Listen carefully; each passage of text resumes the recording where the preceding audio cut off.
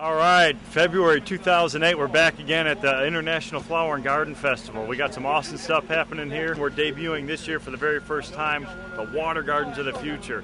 That's basically a rainwater harvesting concept, so we could show people how to be environmentally friendly by capturing rainwater and utilizing it for irrigation on their property. So it's going to be some great stuff. So stick around and we'll show you how we're doing it.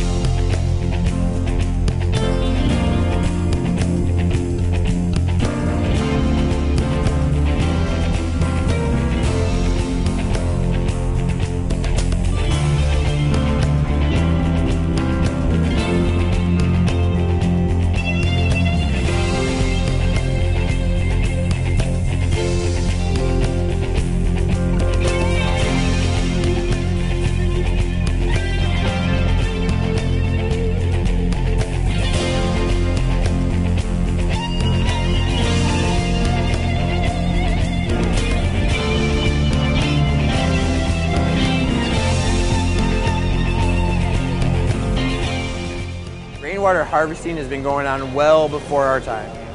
We're just bringing it back. We need to be more conscientious in how we use water. Us as individuals have to do our part too. We can't just go our merry way and hope that there's a better world for the kids. Well, I think we need to really buckle down and be aware of what's going on, because we've got to leave it for our children, you know, and our grandchildren. I have a little grandson here, so I want him to have clean water. I hope they come up with solutions, but you know, it's always to the brink. You have to come to the brink before people start doing something. People are probably not going to make a difference, start to make a concerted difference in it until it actually starts to hit their pocketbooks, which is generally when it's too late. What are you doing to conserve? Oh, I take a bath once a month. There is a resurgent in interest in conserving water.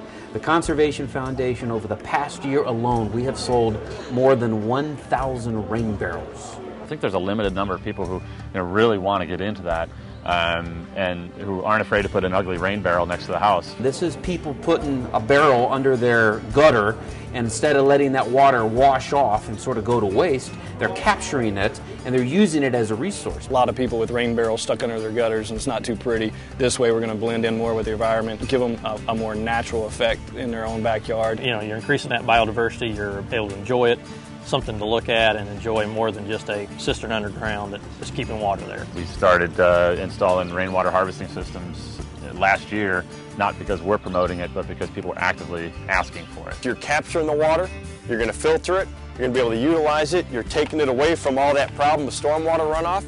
We're going to be creating biodiversity at the same time. So, I mean, that's a grand slam. I mean, we're hitting things on so many different levels, it's unbelievable. In today's environment, everybody is looking to go green. And looking to do their little part, and this is something that you can do on a very small scale. Residential people can get excited about this. So this is now another option. We say, hey, you know, not only can you capture the downspout water, now you can beautify it. You can beautify your landscape. You can get a feature out of it that's, you know, enjoyable. It's got biodiversity. It's good for the environment. You know, we've taken the step to make our backyards, to bring, you know, nature into our backyards, and it's just the next step is to make it a functional part of the environment. We're able to not only create microenvironments, but sustainable microenvironments.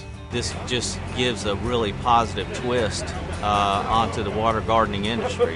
The first comment I get is, you know, look at you guys going green, you know, and you know, that's right where you want your company to be. It's not the ultimate solution, but it's a first step in the right direction, and if the more and more people that we can get on board thinking this way, the better off it'll be for all of us. I think what we're doing here is a grassroots effort to bring this to a whole, to say, look, We need to do something, and I think this is going to happen throughout the United States, throughout the world. Right now, a lot of people are really starting to think about how important water is. People are finally beginning to realize that water is not a waste product that we have to get rid of.